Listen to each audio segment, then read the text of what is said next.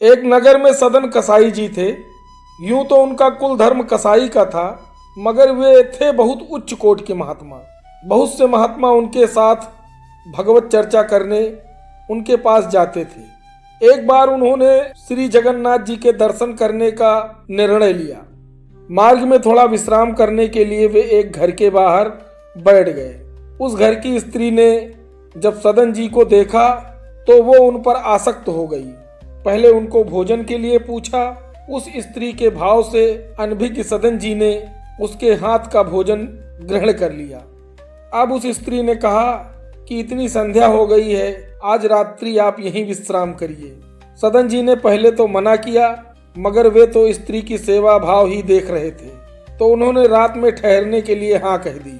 रात्रि में उस स्त्री ने अपने भाव सदन जी के सामने प्रस्तुत किए। सदन जी बोले, तुम ब्याहता हो, तुम्हें ऐसा चरित्र शोभा नहीं देता।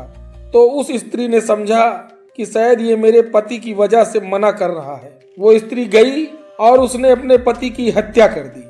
वो फिर सदन जी के पास गई और कहा, अब मेरे पति भी नहीं है, अब तुमको मुझसे प्रेम करना पड़ेगा। सदन जी के मना करने पर उस स्त्री ने कहा, यदि तुमने मुझे स्वीकार नहीं किया तो मैं शोर मचाकर सबसे कहूंगी कि तुमने मेरे साथ दुर्व्यवहार की चेष्टा की और मेरे मना करने पर मेरे पति की हत्या कर दी।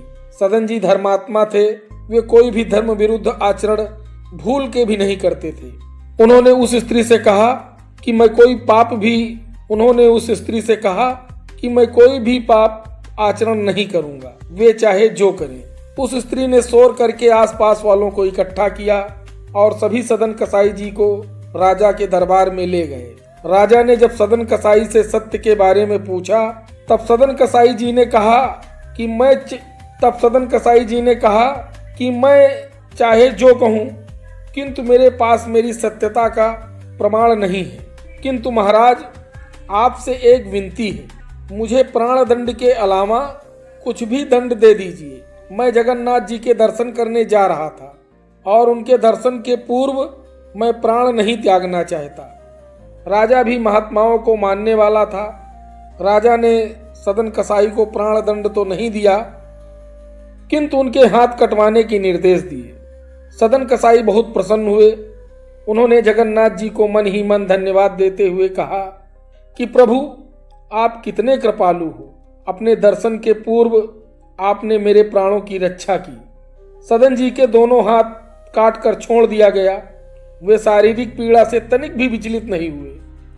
उनकी कटी भुजाओं से रक्त बह रहा था, फिर भी वे जगन्नाथ प्रभु के गुण गाते हुए उनके दर्शन हेतु पहुंच गए और प्रभु को देखते ही जैसे उन्होंने अपनी कटी भुजाओं से अपने हाथ जोड़ने की मुद्रा बनाई, वैसे ही उनकी नवीन हाथ प्रकट हो गए।